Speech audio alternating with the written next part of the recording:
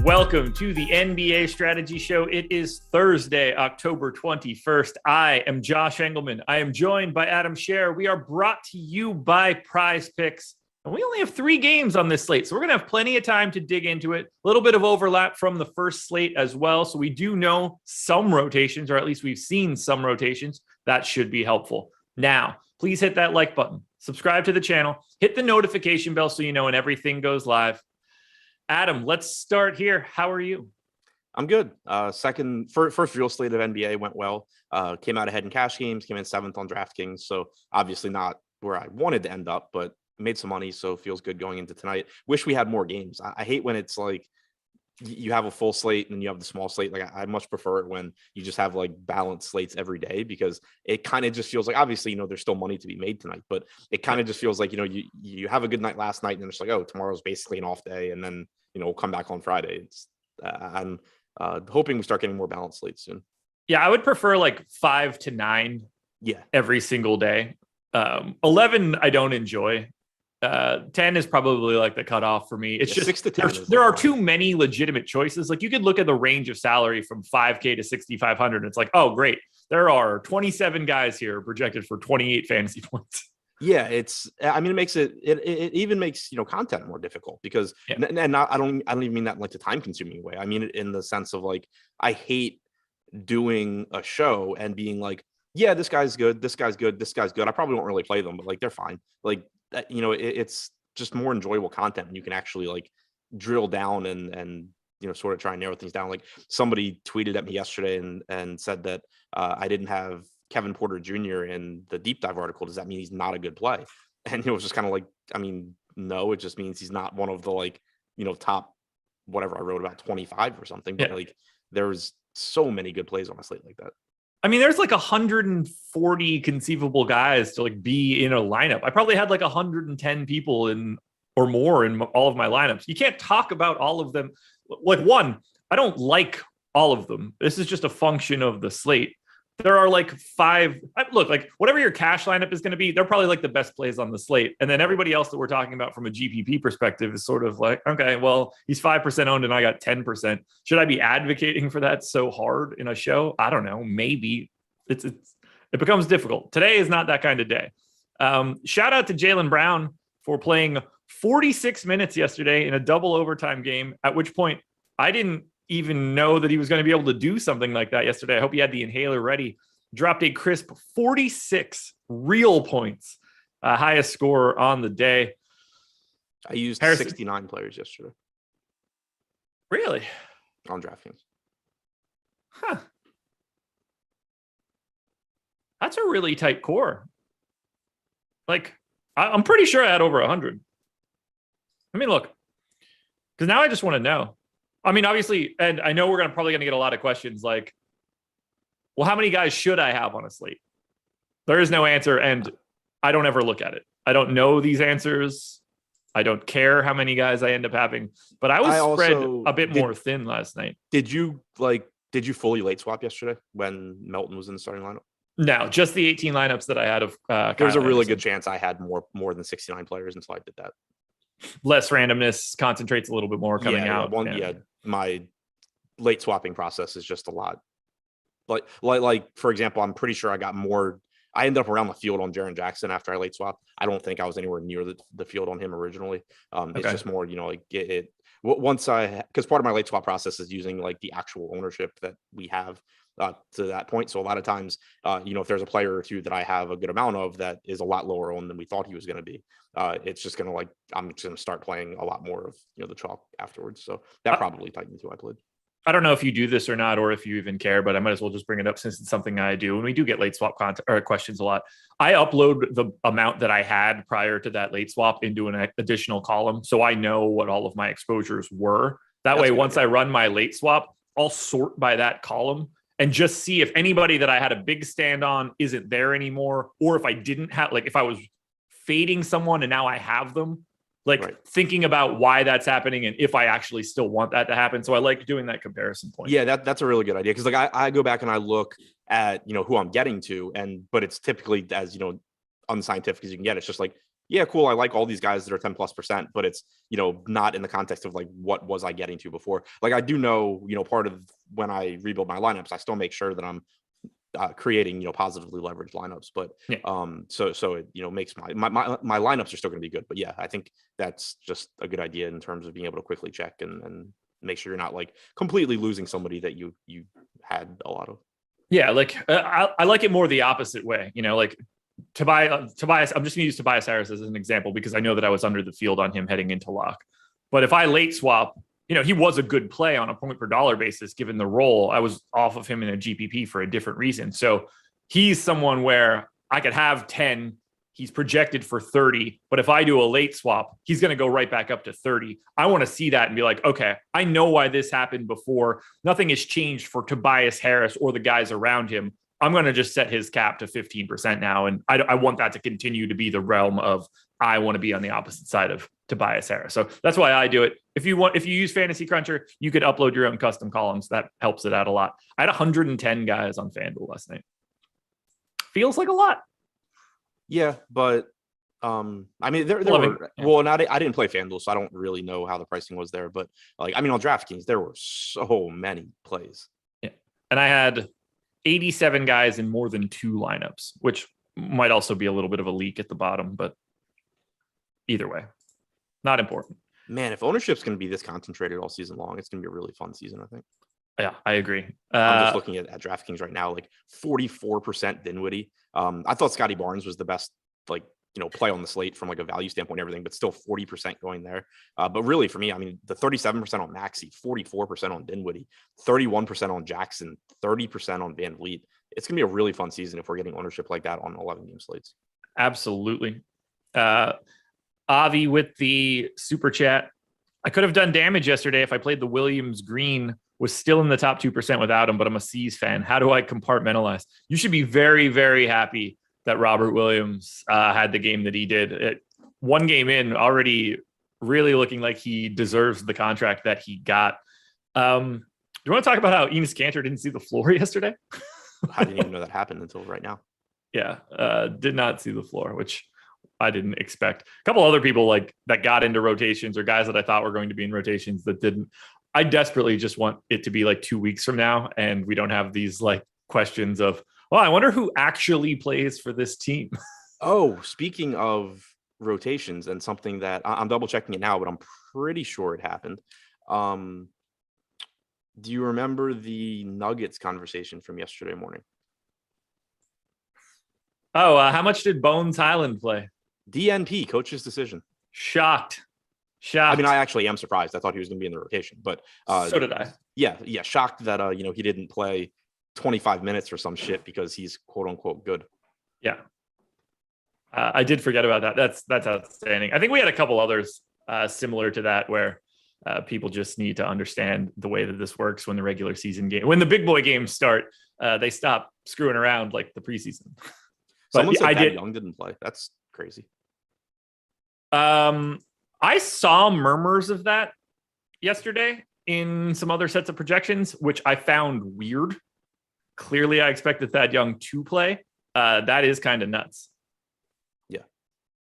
I mean, I think he was like the second best Bull last year, so that's not ideal. Anyway, that's about enough for any little recap of yesterday, so that's fun. Yeah, and like, it's not that we had any problem with Bones Island, but on yesterday's 11-game slate, he was very clearly you should not play this guy at all play. So that worked out pretty well for us. All right, schedule for today. Buckle up, everybody, because we have a ton of content. Coming up after this, 11 a.m., NFL Strategy Show Matchups Edition, Laffy and Matt Savoca. We've got the Awesemo Betting Show at 1 p.m. with Eitan and Ben. NHL Strategy at 2 with Jake and Josh, not me. Yahoo NFL Show at 3 o'clock with Adam Kaufman and Greg. The Jock Market NFL Show at 3:30 with Eitan and Eric. MMA Strategy at 4 with Jason and Pete the Heat Rogers. NBA Deeper Dive starting at 5. We're going 90 minutes. Eric and Adam are going from 5:30 to 6:30. I forgot to put it in my run sheet about who's going from 5 to 5:30, but it's Eitan and Eric. There we go. Eitan and Eric. Got it. 6:30 p.m. NBA live before lock, because lock is at 7:30 tonight. Greg and Matt LaMarca. And then at 7:30 tonight, Laffy the boss man, Alex Baker, Awesemo himself, and Ben here for NFL Live Before Lock. Plus, we've got free content today. NBA player rankings, NFL showdown rankings, NHL player rankings. So rankings today are free. All righty, Adam. Let's dive into this slate if you are ready. Sure. Dallas Mavericks at the Atlanta Hawks. Mavs are 2.5-point dogs, 225 total. This is the regret bowl, I guess. Do you think if you could press a button that Atlanta would flip Trae Young for Luka Doncic right now? No shit. There's no like media or anything because they obviously didn't want it before. Do you think they would make that change now? Well, I mean, they also got Hunter, right? Reddish. Okay. Yeah, I mean, I think they would still redo it anyway. But yeah, I mean, when you're just talking Young versus Doncic, I don't think there's really a question. Oh, I agree. But, you never know. They did it once. I mean, you have to assume they thought Trae Young was going to be better than Luka Doncic, which is crazy. Yeah, or at least close enough where getting that extra piece was important. Well, let's talk about the Dallas side here, and we'll start with Luka Doncic. 11K on FanDuel, 10,600 on DraftKings. He's my 1B in terms of pay-up options. I would rather, Giannis is always sort of 1A, unless they make his price something crazy. He's probably going to be my top overall guy, generally speaking, on any slate that he's on. But I don't really have much else to add. I'm happy to get to Luka, particularly at 36% owned on FanDuel or 27 on DraftKings. Yeah, completely agree. Not a whole lot needs to be said about Luka. He's really, really good. Not quite as good from a fantasy standpoint as Giannis is, but 40 games last year with Porzingis active, 1.62 DraftKings points per minute, 35.5% usage percentage, 12.5% rebounding percentage, 44% assist percentage, nearly averaged a triple-double, 29 points, 8 rebounds, 9 assists. Not a whole lot needs to be said. I don't think he's clearly a top option. I think there's probably a lot to be said for this next guy. That would be 7K on FanDuel, 7,100 on DraftKings, where he's only power forward eligible because, obviously, Kristaps Porzingis pulling a lot of ownership. He's 45% owned on FanDuel, 33 on DK. And from all that I've seen, he's healthy. He didn't have to rehab throughout the summer. He was able to actually work on his game for the first time in like 2 or 3 years. I'm excited for this. I think that we could see a better Kristaps Porzingis, and I think that he might be at a price point that will be a little bit higher in the near future. How do you feel about the zinger today? Yeah, here's the thing with Porzingis. It's like the perfect example of needing to be able to separate real life basketball and talking points and all of that from actual fantasy production. Like Kristaps Porzingis, everyone is so down on him, how he played last year and all of that.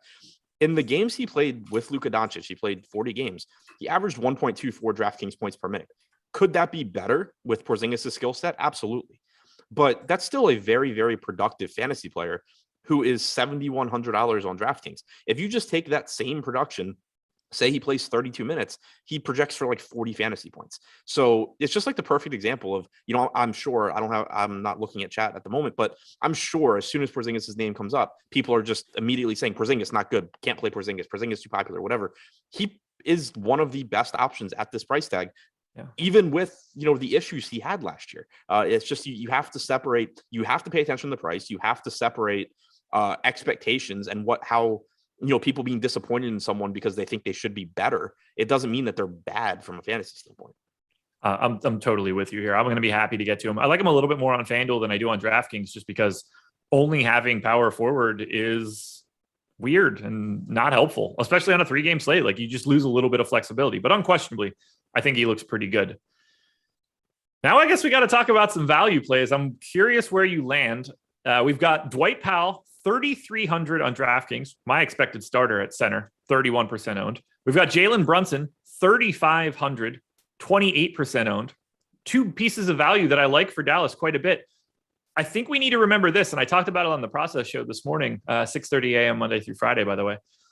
We've got to remember that any priors that we have about Dallas are useless. This is no longer Rick Carlisle, a coach that, is generally going to stick to the same stuff moving forward. We've got Jason Kidd in here right now. I have no concept of what sort of rotations they want. If Jason Kidd, this is what I said. If Jason Kidd really likes Trey Burke, then Trey Burke might just be like in the rotation more, and you don't even see it coming. Also, one thing to keep in mind from previous Jason Kidd coaching stints is very often Jason Kidd does not know who is in his rotation. Yeah, that's another really good point. I don't miss Jason Kidd on the Bucks at all. That said, I do expect Dwight Powell to start. I don't think that he would be likely to close, at which point we're talking about, 3 major rotations, 18 to 24 minutes, something in that neighborhood. That's a really good value for him at 3,300. Yeah, completely agree. Powell is he's not the most productive player by any stretch, but he's not terrible. He's still in a position to get rebounds. Last year, I'm pulling it up now, but I want to say off the top of my head, he averaged something like 0.8 DraftKings points per minute in the games he played with Doncic and Porzingis. It's kind of tough too because he didn't start all of those games, but 27 games, 0.91 DraftKings points per minute overall. As a starter with both of those guys, he started 30 games, 0.88 DraftKings points per minute. He averaged only 14.3 minutes per game in those games, but again, different coach. I think pretty reasonable to think that Powell plays somewhere around 24 minutes. That just makes him a very good point per dollar value. And this slate clearly is different from yesterday, where yesterday there were a lot of good cheap point per dollar values where it was just like, yeah, they're reasonable, but there's a bunch of really cheap guys that have legitimate 40-point upside. That's not going to be the case on a 3-game slate. Now, do you worry at all about Willie Cauley-Stein? Worry in the sense that the rotation could go sideways. Yeah.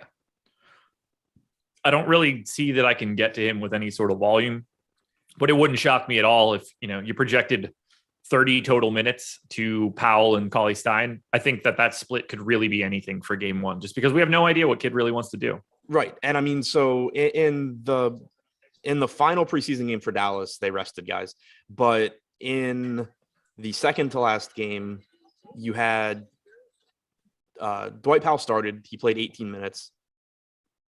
Cauley-Stein played 16 minutes off the bench. Boban was a DNP coach's decision. You could easily, and Moses Brown played 8 minutes. You could easily see something like that where, Powell and Cauley-Stein each play 16 to 20 minutes, but you could also see where it goes 24 for Powell, 12 for Cauley-Stein. This is a good matchup for them in that you're expecting Clint Capella to play like 30 minutes as a regular center. So playing more regular centers for Dallas, whether that's Powell or Willie Cauley-Stein, it all comes out in the wash there. It's pretty easy to do. What are your thoughts on Jalen Brunson? 3,500 on DK, 4K on FanDuel, pulling some ownership as a value option. I'm expecting him to just, play alongside of Luka a little bit and then get most of the run as the backup point guard. Yeah, that sounds about right to me. I'm not, super excited about him in terms of raw point upside, but he, in 37 games last year with Doncic and Porzingis active, he averaged 25 minutes per game. He averaged 0.94 DraftKings points per minute. Again, different coaching staff. You can't rely on that stuff as gospel, but if you get similar production, he's just going to be one of the best values. Do you have any feel for who the 5th closing member of this lineup is, or is that just like a total question mark? Luka, Porzingis, DFS, and I assume Hardaway are closing for this team, and I think that 5th spot can be anybody. Yeah, I'll say I think it really just could be anybody, depending on what they need, depending on who's playing well. Yeah, I like Maxey, Powell, Brunson, Bullock. I think are all live to be the 5th guy, and I think that whoever's closing is about to get an extra 4 to 5 minutes. That's what gets really intriguing to me. For someone like Reggie Bullock, who's 4K on FanDuel, 4,500 on DraftKings, I don't think that looks particularly good for him. But at the same time, if Reggie Bullock is the 5th guy in that closing lineup for, which it's possible, then getting to him to 26, 27 minutes changes the equation a bit. More so on FanDuel at 4K. 4,500 is going to be tough for Reggie Bullock no matter what. Yeah, I was going to say you can give him like 36 minutes and he starts to become like a borderline play on DraftKings. Do you have any like legit thoughts on DFS? Not like Dorian Dorian Finney-Smith, not daily fantasy sports. Do you have any thoughts on Smith, Hardaway, or Maxey? To me, those guys are just all sort of where they should be in terms of ownership. Yeah, I think that they are. I think Hardaway's the most appealing just because he's the most likely out of that group to just get hot and start lighting it up from 3. So, offensively, he brings more to the table, but he's also more expensive. No real strong takes. I think that they're all just guys that probably wouldn't really even be in consideration on a bigger slate. They are on this slate just because there's 3 games. Luka, Porzingis, Powell, Brunson, all about 30% owned. You're comfortable with those 3 or 4 numbers, right? Like you don't see anything weird about those guys being the chalk on Dallas. No, not at all. Okay. Porzingis and Doncic, obviously the offense running through those guys. Powell and Brunson just underpriced for their expected roles. Ready to move to Atlanta? Yep. Atlanta Hawks, Trae Young, 9,600 on FanDuel, 9,100 on DraftKings. This is a really interesting team in that for right now, all of the ownership is going to what I expect to be their starting 5. And basically no ownership is going to anyone else because Kevin Huerter is, for reasons unknown, I assume just playoff pricing carried over. Kevin Huerter's 6,200 on DraftKings. So that's a discount from a $9,500 Huerter day. Yeah, that's true. That's true. So I really only like the first or the main, like the starting 5 for Atlanta. I think they all look pretty similar relative to salary as well. I'm just going to open it up to you. Like what stands out most to you from Atlanta? And then we can talk a little bit about what we think we can dig up from the Hawks. Before I send you there, I do want to touch on this. I forgot to do it before. Onyeka Okongwu out for Atlanta. Danilo Gallinari and Lou Williams are both questionable. Yeah. So, I mean, I think that the ownership makes sense where the guys that you're looking at the most are just the starters here. Trae Young obviously is who you would like to get to the most, but he is relatively expensive. You do have a lot of good payoff options on this slate. That's one thing that's been nice so far. The opening night 2-game slate and this slate, at least you have some very, very good players to get in your lineup. You have to make decisions up there. Clint Capella at 7,200, I think looks pretty good. He was kind of disappointing from a fantasy standpoint last year. Pretty often didn't get as many minutes as we would like, but he's not expensive either at 7,200. And he's certainly someone that can produce at a high rate. John Collins in a similar boat to Capella as well. So I don't think any of these guys stand out in terms of my favorite plays on the slate. I would say the ownership looks pretty much correct on all of them. All right. So I have Gallo in my current rotation. I don't think that he matters all that much in that 20-minute range. If he gets hot, he gets hot. I don't have Lou Williams in. I think the interesting question is going to be who the 10th guy in this rotation is, because we know the starting 5. Huerter is no doubt about it playing. Gallo, if he is available, is no doubt about it in the rotation. I think Cam Reddish is also fixed into the rotation. My assumption is that DeLon Wright is going to be ahead of Lou Williams to put him in the number 9 spot. I don't know how true that is. DeLon Wright, by the way, $7K on DraftKings, so you don't have to give a single shit about him today. The 10th spot is interesting. If Lou Williams is healthy, I don't know if they go to a rotation of Gorgeous Dong or Lou Williams more and move more John Collins to the 5. I would assume that it's the John Collins piece, but like Gorgeous Dong works. Yeah, I was going to say, I like looking at projections right now. Gorgie Jang is projected for like 13 minutes, more minutes than Williams and Wright. I think that could be the case. He did play in their final preseason game where, you saw Trae Young play 30 minutes, Collins and Hunter played 29. Capella only played 12, but you got 20 from Gorgie Jang. Williams was out of that game, so was Gallinari.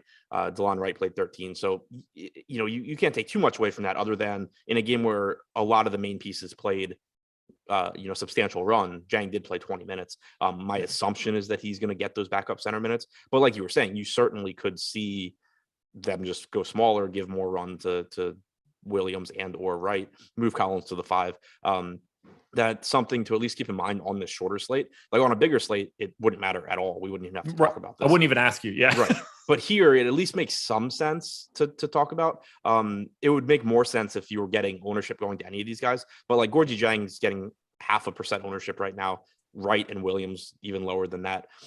You can, if you are so inclined, just run 2 different sort of sets of Atlanta projections too, where in one of them you assume Gorgie Jang plays 12, 13 minutes, and in another one you give a little bit of extra run. Actually, you don't even need to run 2 sets of projections though, because you're never getting to DeLon Wright, like you said. No. Yeah, he's literally impossible to get to on DraftKings. I don't think the bench is all that interesting, mostly because like Kevin Huerter on DraftKings is not going to be possible to get to. I think you can make a case for him for 5K on FanDuel. He's just not going to get there all that frequently coming off of the bench. Gallo, to me, largely impossible to get to with any sort of volume.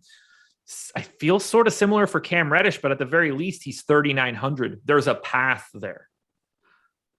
Yeah. Also, if Gallinari sits, that helps secure Jang's minutes, right? Oh, yeah. Yeah. If Gallo ends up being out, that makes a lot of this easier to do. You're going to get a lot more John Collins at the 4 instead of the 5. We're talking about a very different player depending on which position that he's going to be in. But if Gallo ends up sitting, then I think we see Cam Reddish's minutes come up a little bit. Gorgie Jeng is certainly in the rotation. Delon Wright is certainly in the rotation. And then we might see, is it Jalen Johnson? Is he the other Atlanta guy? Yeah, it's possible we see Jalen Johnson then as well. Yeah. Man, speaking, I didn't even realize he was in the NBA now, or kind of just forgot about him after the whole Duke thing. Yeah. It's a great pick for them. I mean, they must love toolsy wings from Duke that probably are going to suck moving forward. This is just, I find Atlanta to be a really interesting team on a 3-game slate because it seems like there's a very clear line in the sand. It's just the 5 starters or nothing. Yeah, and I mean the pricing sort of forces it. And again, it gets more interesting if Gallo's out. I guess like Gallo and Reddish, if you had to go to the bench from Atlanta, Gallo, Reddish, Jang at least give you at their salaries some sort of upside, right? Like Gallinari can get hot and force his way in the 24 minutes. It wouldn't be the first time, that there's been a slate where it's just like, oh shit, you needed Gallo. There's a lot more slates where you play Gallo and it's like, damn, I wish I hadn't. But it wouldn't be the first time that you see Gallo get hot.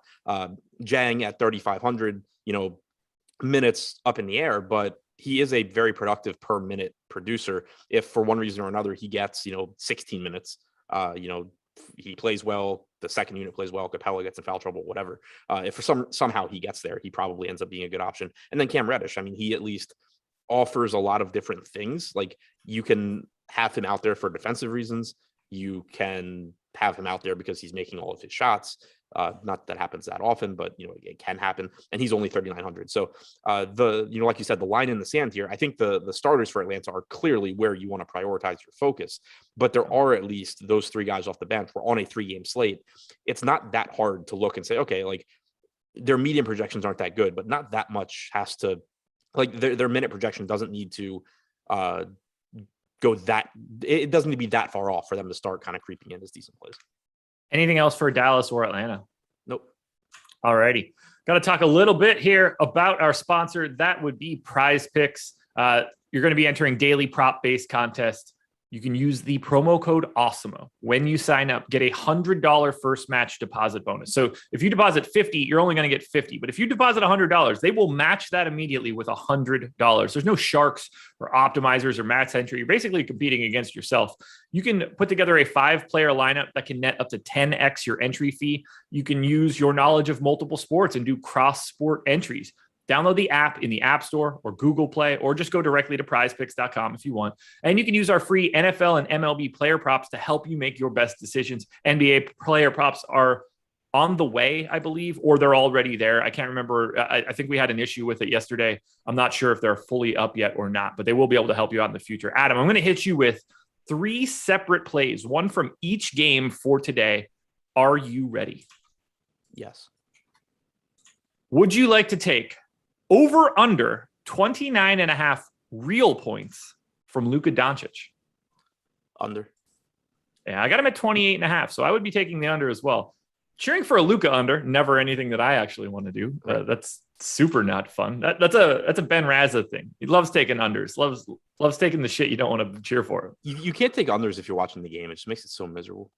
Unless you're watching a game where you want that team to go under. Like, I've taken unders on like Carolina basketball because it's just like, oh, this will be great. I want them to suck. I hope they suck. I always have trouble watching a game and then like enjoying it if not that I bet, but like, if I need, it comes up in DFS, where like you need just stuff to not happen. But it's like you're watching the game. And it's like these guys are all trying their hardest to like make you wrong. Whereas when you have the over, it's like, all right, well, at least all these pro athletes are like doing their best to make me right.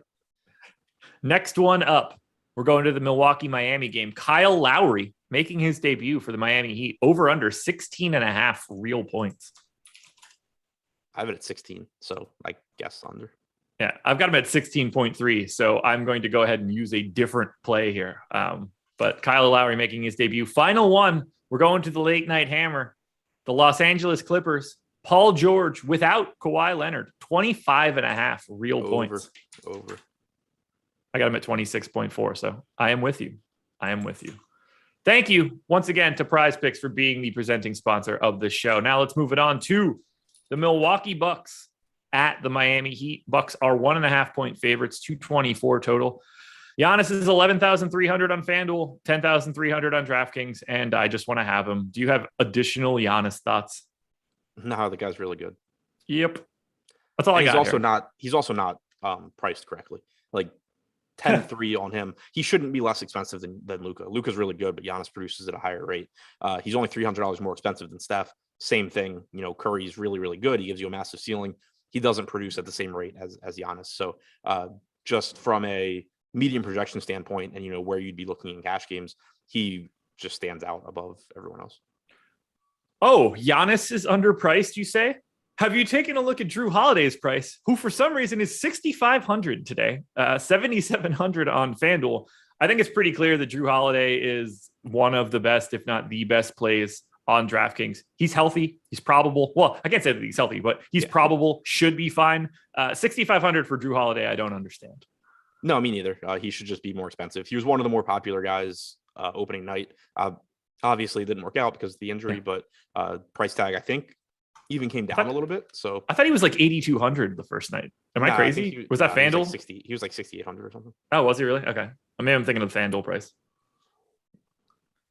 Either way, play a lot of Drew Holiday at that price. Well, he's going to be cash game chalk today, that's for sure. Chris Middleton, also probably a little underpriced, 7,800 on FanDuel, 7,300 on DraftKings. I just want to play. I love the big three of Milwaukee for this game, especially in a bad matchup against Miami, like a defensive, slower. And I still like Giannis, Drew, and Chris because their prices aren't correct. Yeah, exactly. And the ownership really for a 3-game slate isn't crazy. 28% going to Middleton on DraftKings, 32% going to Drew, even 36% going to Giannis. I think it's insane. Holiday and Middleton, I think, make more sense. Giannis, just makes no sense to me at all. But it's not a good matchup against Miami, but it's a 3-game slate. Still a 113-point team total for Milwaukee. There's nobody running away with it on this slate. Golden State has the highest at 116. Miami and Dallas are at 111, which is the lowest. So, this is one of those examples where I think, again, you need to actually separate your perceptions of teams and, how much you think defense matters and all of that. Take a step back and just realize that, Milwaukee is projected for basically just as many points as anyone else. Giannis is going to score the bulk of them. Middleton and Holiday right behind him. So they all look good at their prices, even though the matchup is not the best. Where are you trying to get to for the rest of Milwaukee? We saw Grayson Allen, Pat Connaughton, Jordan Nwora play pretty sizable run. We saw Sandro Mamukelashvili play basically one rotation and get beat like a drum. He was getting beat over and over and over again. It was really bad. Thanasis got his run. I think we kind of know what the rotation is going to be here, but if I'm trying to prioritize them, it's probably Nwora, Allen, Connaughton, but I'm curious where you land. Yeah, I was just kind of looking at the rotations from last game. When you factor in pricing, I think I agree with you. It's either Nwora, it's either Nwora or Allen, and then the other one, and then Connaughton. Looking at Nwora's rotation, I'm a little concerned because he did play more in the second half when you didn't have Holiday. In the first half, Nwora played about 7.5, 8, like 11 minutes. So, was on pace to play 22. He finished the game with 26.5. He played the final. I gave him 20 for today. Yeah, he played the final basically 4 minutes in garbage time. He also played a very long stretch in the end of the third, beginning of the fourth. So I think there's a better chance that Nwora's minutes disappoint than that Allen's minutes disappoint. Vinny in chat says Holiday was 8,500 on FanDuel for opening night, 7K on DraftKings. So I appreciate that. McNasty says, who starts for Holiday if he doesn't go? Holiday starts for Holiday. He's probable. George Hill. George Hill. So I tried to walk Nwora's minutes back a little bit just because of that extra rotation at the end that I don't think people will take into account. They're just going to look at that total and not that he played 4 minutes of garbage run at the end. But I'm with you. Nwora, Allen, and then Connaughton at the bottom. Doesn't feel like a Brook Lopez day. 5,900 on FanDuel, 5,600 on DraftKings. Just not a guy that I'm going to get to a lot. Yeah, it just doesn't strike me. Kind of the same reason I didn't like him that much opening night. It's just a very similar slate setup where not that the value on this slate is necessarily great. Like, not that you're going to feel really good about plugging in Jalen Brunson or Dwight Powell or Grayson Allen or whoever, but it's going to, I think the gap, like, I would still much prefer to do that if it's going to get me, an extra Steph Curry, Trae Young, Paul George, whatever, than say, oh, well, Brook Lopez plus John Collins. I would just rather be getting to those stars. By the way, Dante DiVincenzo, Bobby Portis, Rodney Hood, and Semi Ojeleye all out once again for Milwaukee. Anything else for Milwaukee? Who knew? Yeah. Anything else for the Bucks? No. Okay. Miami Heat. The debut of Kyle Lowry, the debut of PJ Tucker, the debut of Markieff Morris. All sorts of weird stuff happening here. A lot of ownership coming into this one. The most of which across both sites is going to 8,200 on FanDuel, 7,600 on DraftKings. Bam Adebayo. I'm happy with it. Miami is tough to roster today in that their three main guys all have single eligibility on DK, which is ultra annoying. So I like Bam more than anybody else on Miami.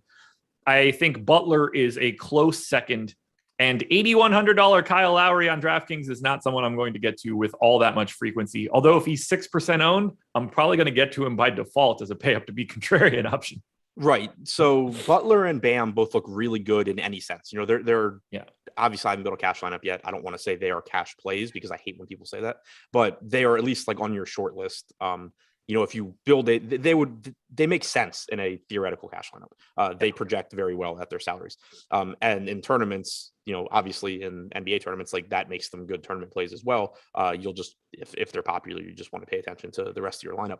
Lowry's sort of on the other end of that spectrum where if you're playing against somebody that plays Kyle Lowry in cash games, just play against them a lot because they are overpaying for absolutely no reason. But in tournaments, it's a 3-game slate. Kyle Lowry still has talent. The most likely scenario is Jimmy Butler beats him, Bam Adebayo beats him, Kyle Lowry, doesn't really do that well relative to his salary, but he still gives you 50 fantasy point upside on a 3-game slate at low ownership. So he does have a role in tournaments, I think. Yeah. Logan Kramer says Bam assists will be way down with Lowry and Butler basically getting all of them, as if Goran Dragic wasn't on the team ever. There's basically very little change happening here. Different play style for sure, but we're not swapping out like so far out of the realm of possibility, guys. No change for me for Bam from an assist rate perspective. I'm also not rostering Bam Adebayo for his assists either. Yeah, I mean, and it might come down a little bit, but not to if Bam's going to score 1.5 to 2 less fantasy points per game because Lowry takes away an assist or two, I'm not really worried about it. No, it's not changing anything. Again, look, none of it matters because you get a new salary every day. It doesn't matter any of that shit at all. Right. Yeah. And I mean, it's the thing with like assists for Bam too, is it's nice that he gets them because it gives him added upside. Like his ceiling games is just one more way for him to have a ceiling game, but it's not like like you said, you're not rostering Bam for his assists. No. He's going to have plenty of good games. It's like Nikola Jokic, right? Like he still scores 50 fantasy points last night with 2 assists because he doesn't need the assists to do well. They just make it so his ceiling is even better. Not to compare Bam as a fantasy option to Jokic, but same kind of idea. Absolutely.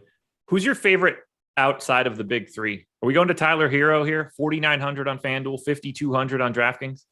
Yeah, I mean, I think he looks the best to me. I think you and I, neither one are huge Tyler Hero real life NBA fans, but he can get it done from a fantasy standpoint. Certainly capable of lighting it up if he gets hot.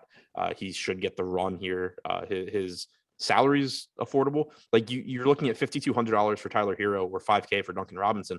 This is a spot where I think Robinson does get opportunities because Milwaukee will give you plenty of open threes, but he's just so one-dimensional and scoring dependent. Like when Duncan Robinson has big games, it's typically that he made 9 threes or he just happened to have a few extra rebounds bounced to him and made 7 threes. Hero can just get it done in a variety of ways. So I think when you have them priced similarly, I think Hero is just the preferred option by a pretty wide margin.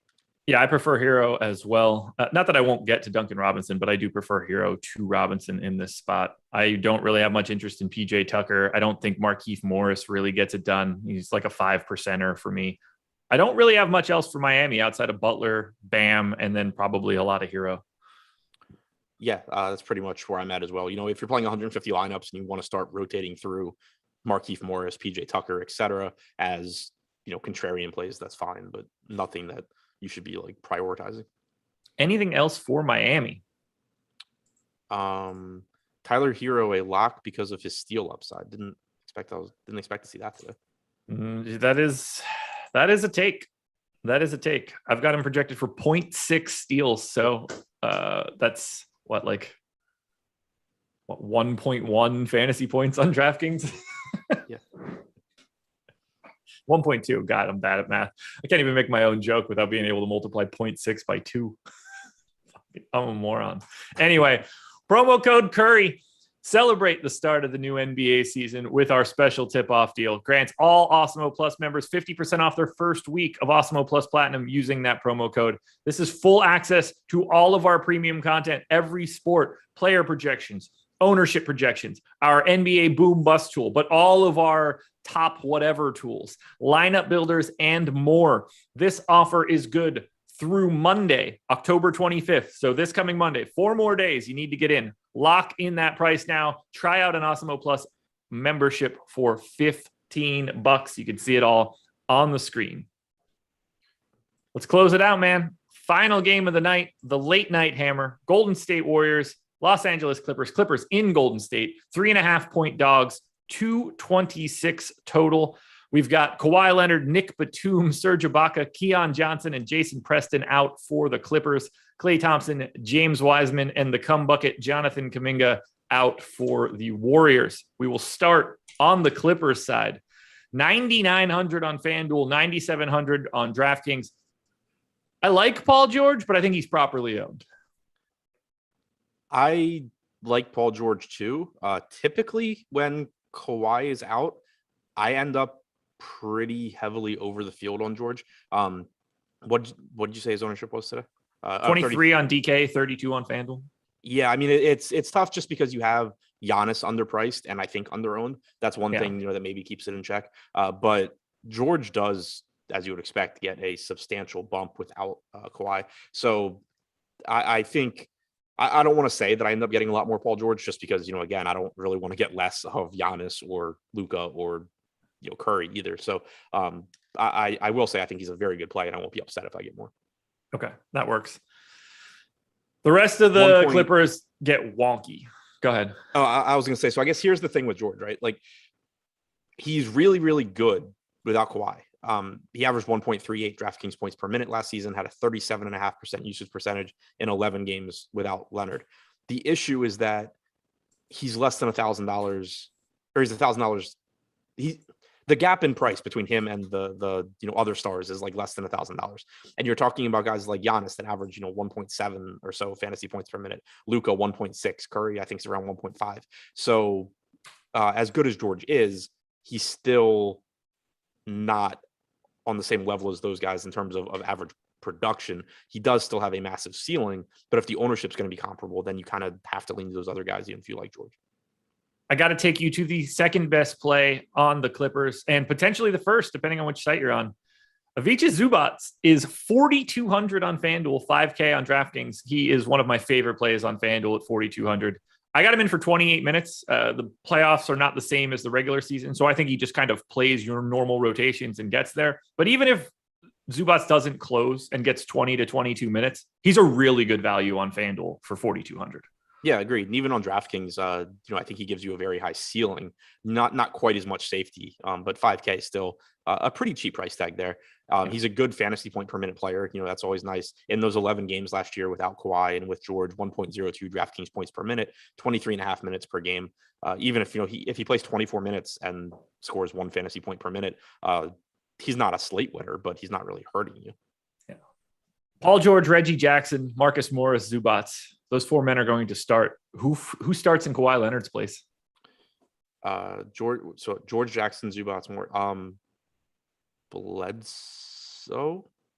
6K on DraftKings today. So you probably don't have to care all that much. He's 4,500 on FanDuel. Right. Like I think Terrence Mann at 4,500, I would rather play than Bledsoe at 6K.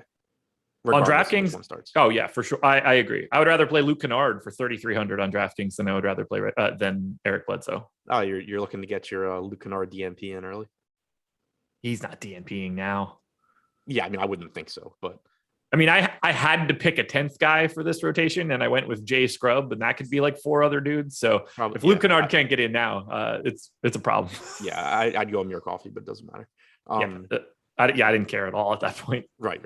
Yeah, no, I mean, I was joking just because like there were so many times last year where it's like, oh, Kennard, and then it was like the Clippers were like everyone but Kennard. But yeah, I'm with you. 3,300. He's still relatively likely to suck while he's out there. But 3,300 is still a pretty cheap price tag, and he should play. What do we do with $3,400 Justice Winslow? He's a question mark. Right. He's one where I like him as sort of, for lack of a better word, a leverage play away from Kennard. Kennard's getting 26% ownership. Winslow's getting 7%. There's certainly times that Winslow plays more minutes than Kennard for one reason or another. He does do things. He does more things well when he's on the floor than Kennard does. So there's a lot of different game scripts, game flows, whatever you want to call it, where Winslow is the preferred option, I think. So he's kind of interesting in that sense. He's not someone that I trust, but I also don't really trust Kennard. So then we got to talk about the best value play on the Clippers, maybe. Isaiah Hartenstein, 3,100, projected for 20% ownership. I'm not going to lie, that feels a little bit high. I understand why it's happening, though. Yeah, so do I. I think he just kind of comes down to, once you're building lineups, how much do you need that $3,100 piece? Because with all the stars to pay off for on the slate, I think it's certainly reasonable to think that once you start building lineups, you're just like, man, these lineups look a lot better if I just hope I get 20 points from Hartenstein because I'm getting an extra Steph Curry, Paul George, Trae Young, whatever you want to, whoever. But if it's not, I guess it's like if I'm going from, if like it's allowing me to go from, I don't know, Drew Holiday to Bam, I'm not really looking to use Hartenstein because I don't, think it's really worth it. If it's letting me go from, I don't have a good example here, but some 8K guy to some, 10K guy, then I think it's more likely to be worth it. I like getting there at 3,100 a little bit. You came at 10% of my sims, so half the ownership. Have a little bit, nothing too crazy. Again, it's a 3-game slate, so there's a, if Zubats gets into foul trouble, we might see 18 minutes at a Hartenstein. Like, that's not crazy. He's really good offensively. People probably look at his name and think that he is just garbage, but from a DFS perspective, when he's getting minutes, like, that's real information to have. So I do have some interest there. We also need to touch on Reggie Jackson's price on FanDuel for reasons that I am not totally sure of. He's only 5K, one of the easier smash plays today. I'm guessing he's a part of FanDuel cash lineups. Again, as Adam mentioned, like, not something that I'm building right now, but he's like $1,500 underpriced. Yeah, agreed. Also, one other thing with the front court rotation, and it was mentioned in the YouTube chat, and I meant to mention it as well. Sorry. Adam's dead.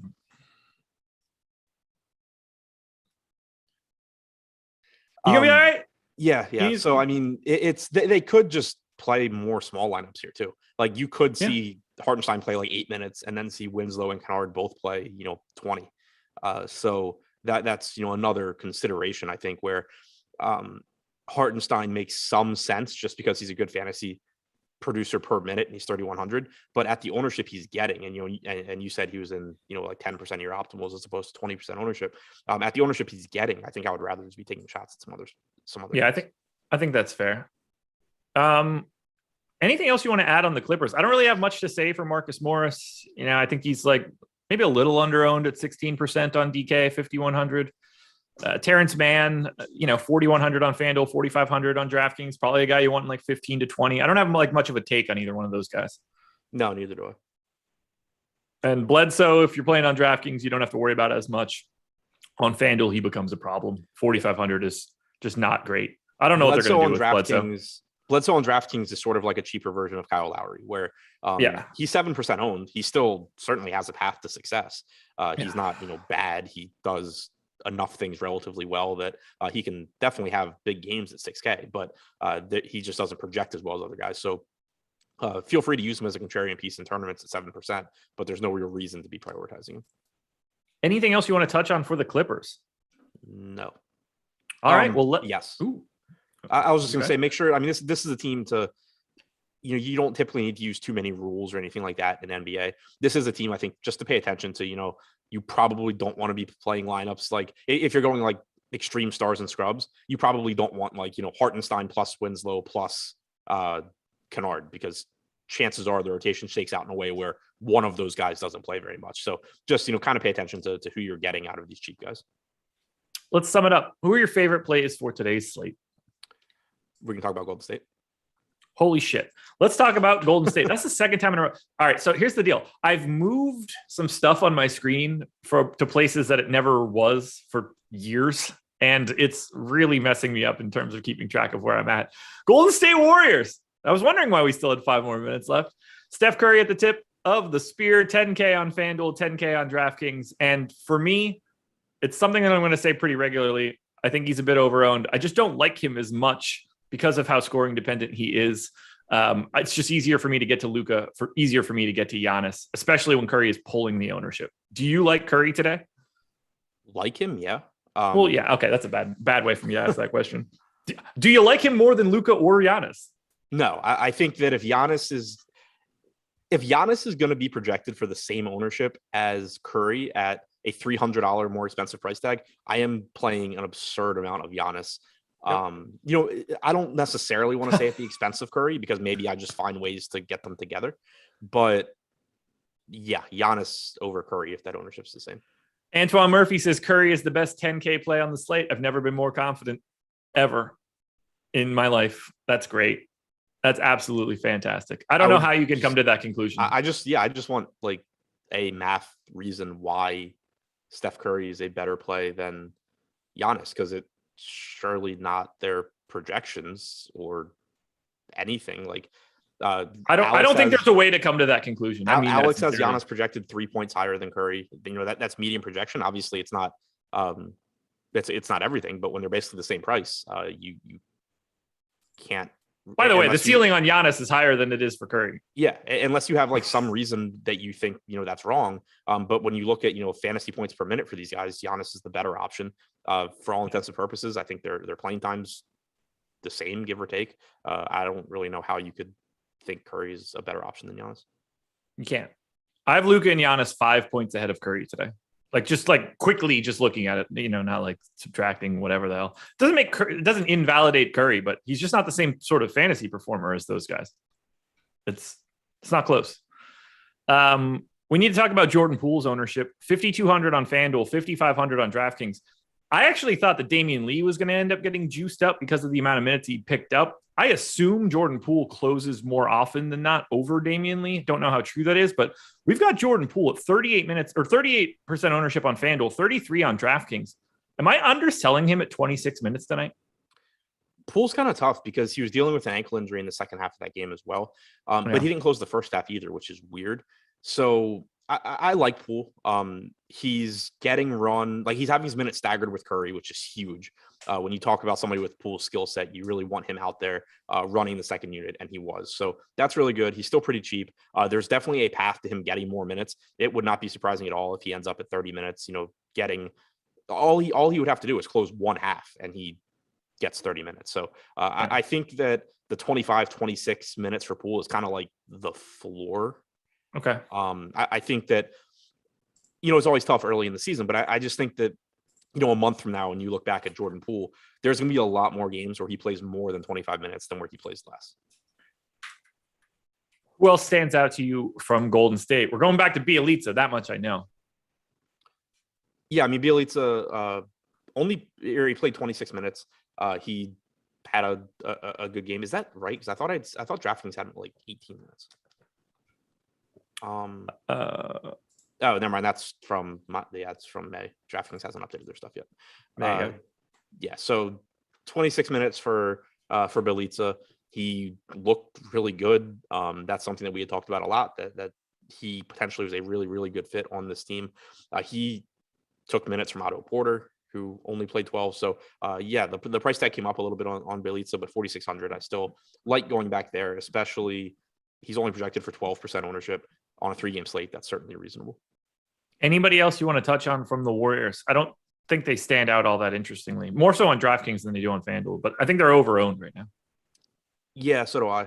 There's not a whole lot else to touch on. I think Iggy at 6.5% ownership at 3,700, certainly the kind of guy that you could use to, as a pivot to your Jalen Brunson, Dwight Powell chalk type plays. I think Brunson and Powell are better plays, but from an ownership standpoint, Iggy is certainly somebody that you can use. 23 minutes last game. So yeah, Draymond Green 6,900 doesn't stand out compared to some of those other guys in that price range. Drew Holiday's $400 less, Bam $700 more, but you do still get a ceiling from Draymond, so you could use him as a more contrarian piece in tournaments. But nothing else that really stands out as far as like optimal plays. Deep dive coming out later today. Yep. There it is, everybody. Thank you for joining us for the NBA Strategy Show. Please hit that like button quickly because I forgot to ask earlier. We're at 124. I think we can get to 200, 570 people watching. We've got Deeper Dive and Live Before Lock coming up later tonight. NFL Strategy Show Matchups Edition coming up next with Laffy and I believe Matt Savoca. Good luck tonight, everybody. Enjoy yourselves. We'll talk to you later.